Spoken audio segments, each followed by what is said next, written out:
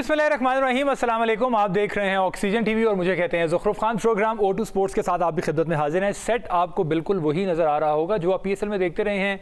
मेरी शक्ल शायद आपको थोड़ी नई महसूस हो रही हो, लेकिन कहीं कहीं आपने मुझे थ्रू स्काइप मुनीब के साथ, इरफान साहब के साथ, हुमायूं और अहमद नजीब के साथ देखा होगा। तो आज हम दोबारा आपकी खिदमत में हाजिर हैं। रेगुलर शो हम आपके लिए पेश किया करेंगे मंडे और ट्यूसडे को शाम 7 बजे हमारा ये शो हुआ करेगा और हम इसमें कोशिश करेंगे, अभी तो ये क्रिकेट का सीज़न है टिल वर्ल्ड T20 जो कई साल होना है इंडिया में, तब तक तो क्रिकेट की गुफ्तगू जारी रहेगी क्योंकि क्रिकेट का सीज़न स्टार्ट है। कोविड की वजह से बहुत से मसले मसाइल हुए, क्रिकेट तकरीबन बंद रही, पूरी दुनिया तकरीबन बंद रही और उसके साथ साथ जो स्पोर्ट्स के लोग हैं वो ज़्यादा परेशान हुए क्योंकि स्पोर्ट्स के जितने भी लोग हैं उनके लिए घर में रहना और घर में वर्कआउट करना या जिम सेशंस करना तकरीबन नियर टू इम्पॉसिबल है, तो उनको ज़्यादा परेशानी हुई। तो आज के शो का जो आगाज़ है हमारे दो बहुत ही प्यारे मेहमान, बहुत ही अच्छे मेरे दोस्त, एक को तो आप रेगुलर देखते रहे हैं O2 स्पोर्ट्स में, Humayun Nazir all the way live from Lahore. Humayun को हम खुशामदीद कहेंगे। हुमायूं अस्सलाम वालेकुम, आप सुन पा रहे हैं?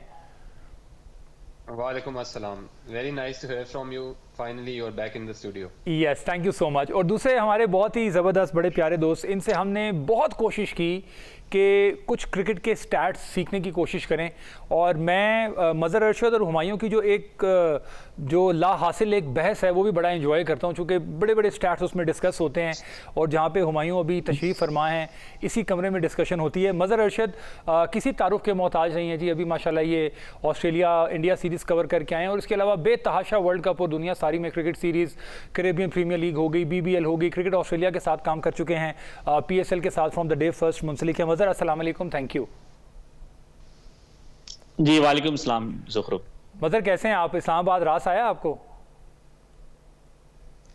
इस्लामाबाद तो मुझे हमेशा से रास आता है, लेकिन ये है कि इस बार कराची जाना थोड़ा रास नहीं आया। हमारी तो कोशिश थी कि PSL कंप्लीट कर कर आएंगे, आई मीन वहाँ पे जो ग्रुप स्टेज थी, लेकिन वो उससे पहले ही जो है कॉल ऑफ हो गई।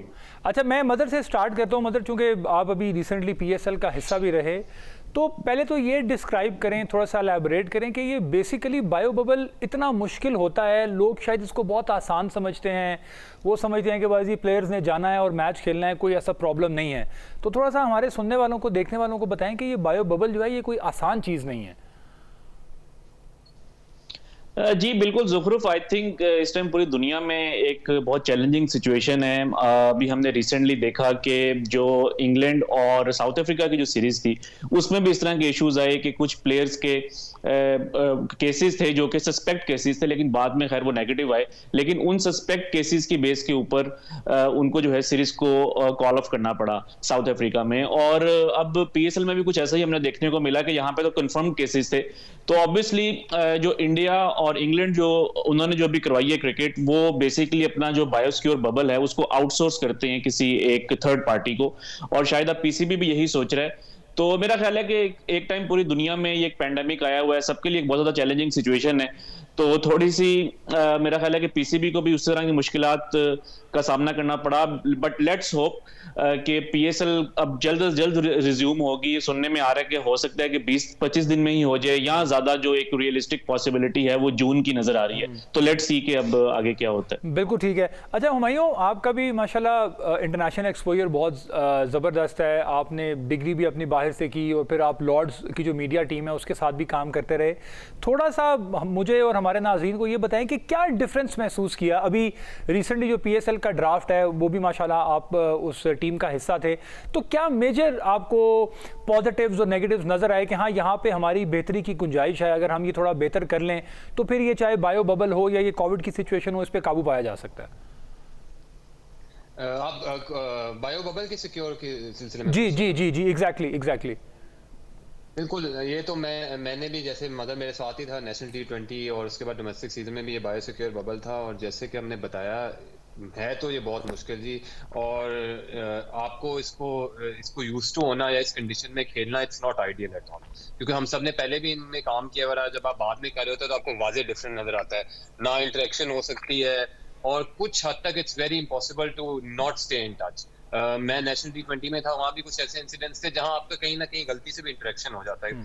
तो वही वाली बात कि आदमी को जितनी कोशिश हो सकती है इसके ऊपर केयरफुल रहना चाहिए, बट अगर कुछ हो जाए तो ये बात ऐसी नहीं होनी चाहिए कि इम्पॉसिबल है, कुछ नहीं हो सकता, कुछ भी हो सकता है, क्योंकि कोविड एक इस तरह की चीज है जिसको पूरी दुनिया नहीं कंट्रोल कर पाई। और जैसे मजहर ने बोला इंग्लैंड और साउथ अफ्रीका की सीरीज की, मैं आपको एग्जांपल देता हूँ कि अभी ऑस्ट्रेलियन ओपन जो हुआ था, जो कि मैंने पहले भी जिक्र किया हुआ है, वहां उन्होंने प्रॉपर चार्टर्ड प्लेन लिए, वहां उन्होंने प्रॉपर कंपनीज हायर की। ऑस्ट्रेलिया में कोविड खत्म हो गया हुआ था, उन्होंने अपने प्रॉपर बबल से लोगों को अपने होटल्स में लेके गए, तब भी वहां हो गया कोविड। और उनके वहां प्लेयर्स की कंप्लेंट्स थी, कुछ प्लेयर्स कहे थे होटल में उन्हें बंद कर दिया क्योंकि वहां गवर्नमेंट लॉ था। स्टिल उन्हें 14 डेज होटल में क्वारंटीन करना पड़ा। उन्होंने शोर में चाहे हमने खेलना नहीं, पर उन्होंने कहा जी लॉ है, अब आप छोड़ नहीं सकते मुल्क को। सो कहीं भी कुछ भी हो सकता है, तो आदमी को आगे देखना चाहिए, बेहतरी की तरफ जाना चाहिए, अच्छी चीजों को हायर करना चाहिए।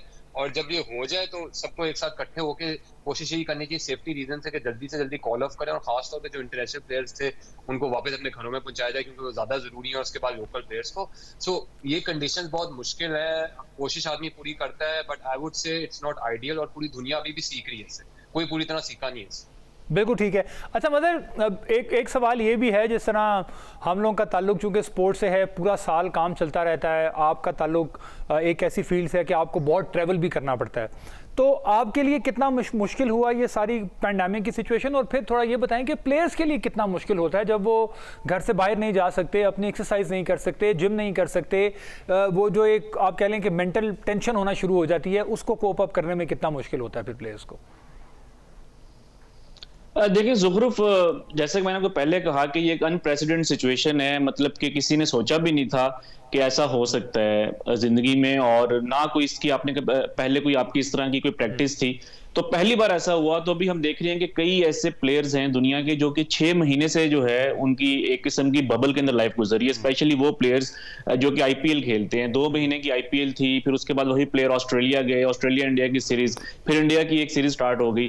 तो अभी मैं इंडिया के जो कोच हैं उनका मैं देख रहा था एक इंटरव्यू, वो भी कह रहे थे कि उनको तकरीबन 5-6 महीने के बाद बबल से बाहर निकलने का मौका मिला है। तो मेरा ख्याल है कि इस टाइम इसी वजह से पूरी दुनिया में कुछ जो बोर्ड्स हैं वो अपने प्लेयर्स को रोटेशन पॉलिसी के ऊपर भी यूज करें। जिस तरह मोइन अली हैं, उनकी अच्छी परफॉर्मेंस थी, लेकिन उनको इंडिया से वापस भेज दिया गया ताकि वो थोड़ा सा टाइम जो है अपनी फैमिली के साथ स्पेंड कर सकें, क्योंकि आगे इंग्लैंड का भी एक बिजी सीजन है, इंग्लैंड ने काफी क्रिकेट खेलनी है, तो उसके लिए जो है वो तैयार रहें। तो मेरा ख्याल है प्लेयर्स के लिए भी और जो क्रिकेट बोर्ड्स हैं उन सबके लिए काफी चैलेंजिंग सिचुएशन है। और इसी तरह जो हम लोग हैं ज़ुखरुफ, जिस तरह आपको पता है कि हमने एक साथ भी जो है वो काफी जगह पे किया हुआ है ट्रैवल, लेकिन अभी पिछले 1 साल से अगर आप देखें तो मतलब कि मैंने तो कि पाकिस्तान से बाहर ट्रैवल नहीं किया। 1-2 मतलब कि मेरे पास ऑप्शंस थी, लेकिन क्योंकि पाकिस्तान में भी इस बार काफी क्रिकेट हो रही थी, तो पाकिस्तान में ही मुझे काफी ज्यादा काम करने का मौका मिला। तो उसमें भी आप देखेंगे काफी आपके ऊपर जो है वो मतलब कि आपने होटल में रहना है, कोशिश करनी है कि आपने बाहर नहीं जाना, कम से कम लोगों से आप मिले, इवन दो कि हम लोग बबल में नहीं थे, लेकिन फिर भी एक हमारे ऊपर एक आप कह लेंगे एक जिम्मेदारी थी कि हम जो है गैर जरूरी तौर के ऊपर जो है वो लोगों से ना मिले। तो सबके लिए जो है एक बहुत ज्यादा जो है वो चैलेंज था। बिल्कुल ठीक है।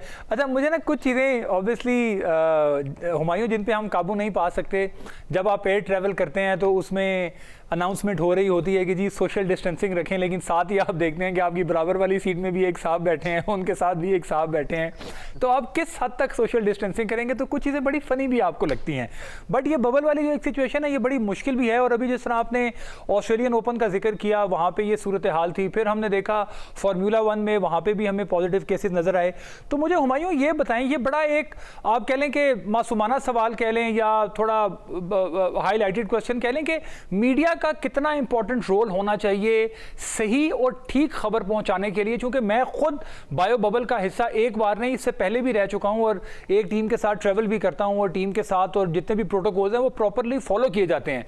लेकिन मीडिया में एकदम से खबर आ जाती है, हाँ जी इन्होंने जान के वायलेट कर दिया, इन्होंने फलां से हाथ मिला लिया, ऐसे हो गया। तो मीडिया को इस मुश्किल सिचुएशन में कितना रिस्पॉन्सिबल होना चाहिए? देखिए रिस्पॉन्सिबिलिटी तो सबको उठानी चाहिए, और ये आपकी बात बिल्कुल सही है कि रिस्पॉन्सिबिलिटी इज़ वेरी इंपॉर्टेंट। देखिए ना, आप पीएसएल अगर नहीं होगी तो इसमें खाली फ्रेंचाइजीज का नुकसान नहीं है, इसमें बोर्ड का नुकसान है, इवन मीडिया का नुकसान है, क्योंकि जब पीएसएल हो रही होती है मीडिया के लोगों का काम होता है, आप लोगों को शोज मिलते हैं और बहुत ज़्यादा एडवर्टीजमेंट्स होती हैं, तो एक चीज़ जब खत्म होगी सबका नुकसान है, और अगर आप सही रिपोर्टिंग करेंगे या सही तरह उसको करेंगे तो सबका फायदा है। तो ये तो आदमी को वैसे भी एक ऐसी चीज़ देनी चाहिए कि जो कि इस तरह की कॉज है या इस तरह की बीमारी है, उसमें तो आपको वैसे भी शको शुबा नहीं करना चाहिए। जो फैक्ट्स एंड फिगर्स हैं वो लोगों को बताने चाहिए, और लोगों को ये भी बताना चाहिए कि अगर आप लोग इस वबा में खेलेंगे तो कॉन्सिक्वेंसेस होते हैं, ये खत्म नहीं हुई दुनिया से।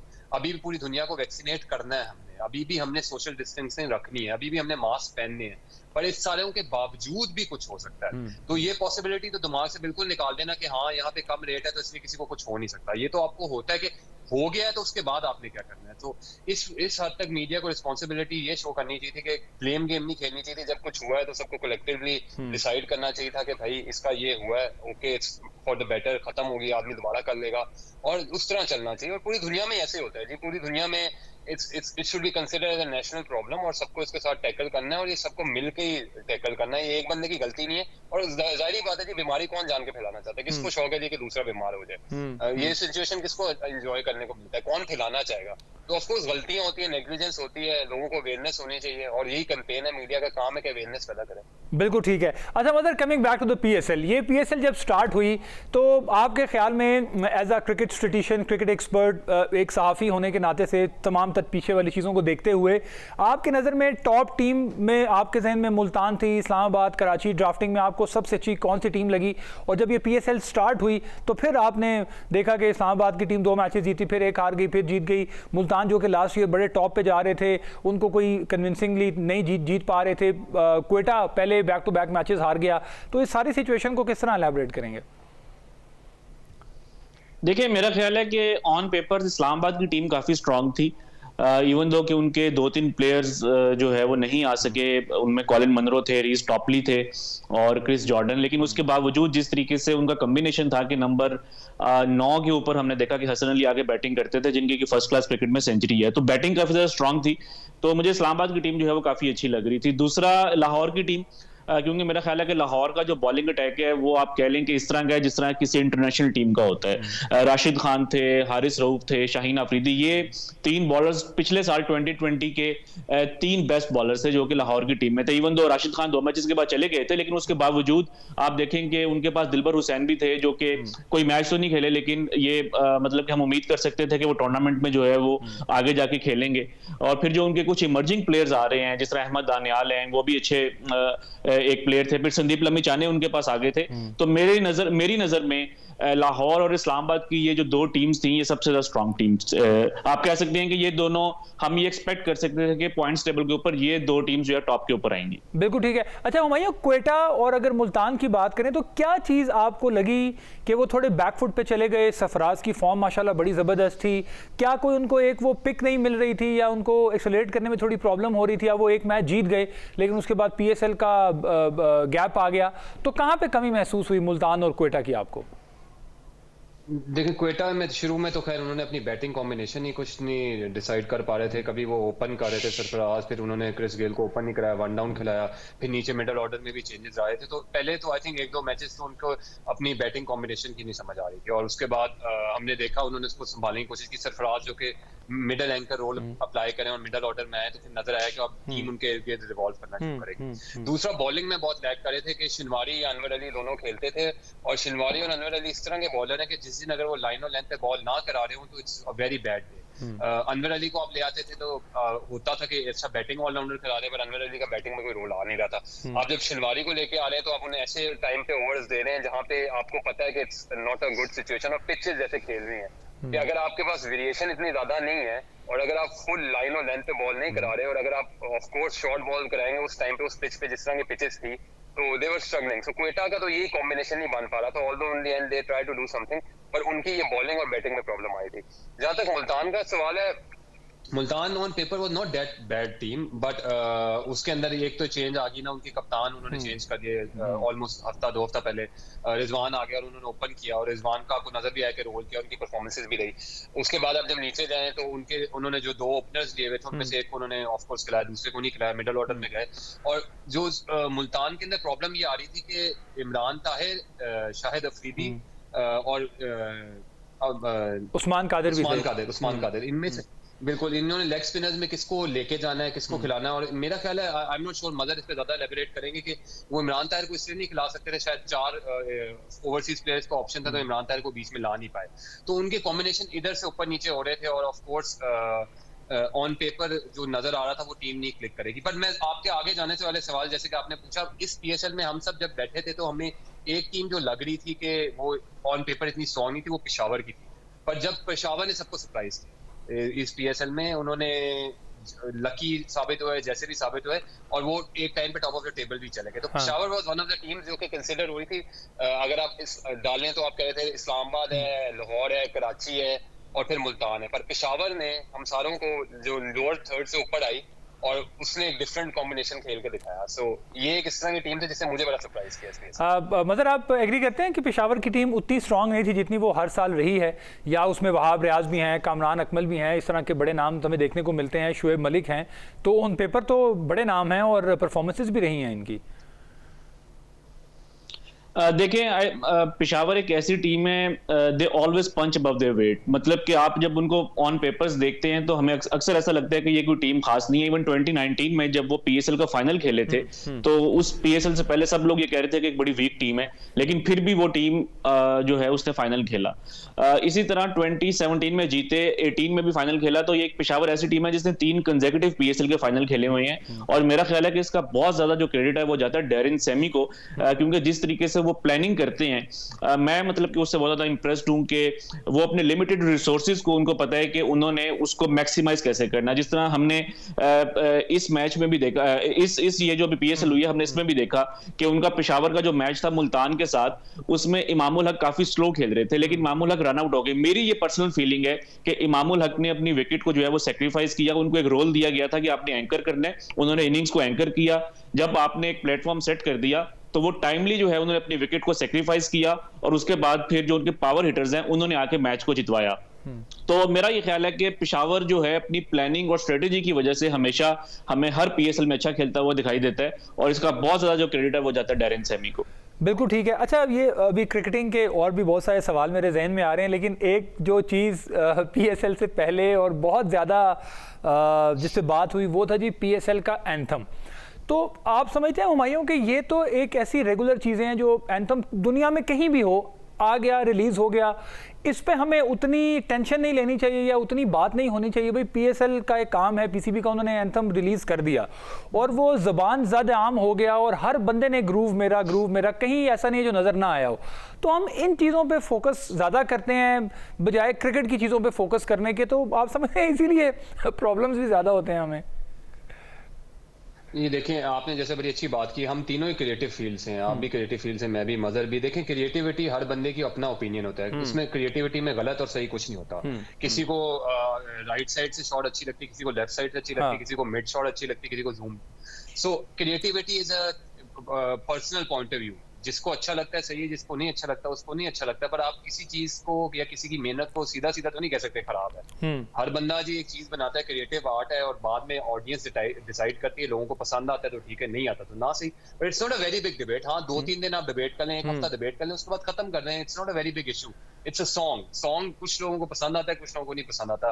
तो आपकी बात बिल्कुल सही है कि एक चीज है, रिलीज होगी है, आपने अपना ओपिनियन दे दिया है और ओके, लेट इट बी। इसमें कोई इतनी बड़ी बिग डील तो नहीं है। बिल्कुल ठीक है। मज़र जो है वो हल्की हल्की सी मुस्कुराहट उनके चेहरे पे है। ये किस चीज़ की मुस्कुराहट है? ये ब्रेक से वापस आते हैं तो मज़र से जानने की कोशिश करते हैं, और साथ ही मैं मज़र से पूछूंगा कि एक तो था ग्रूव मेरा, उसके बाद फिर लाहौर कलंदर्स ने अपने एंथम का वीडियो रिलीज़ किया, वो मज़र उससे कितने लुत्फ़अंदोज़ हुए? ब्रेक के बाद हाजिर होंगे, हमारे साथ रहिए।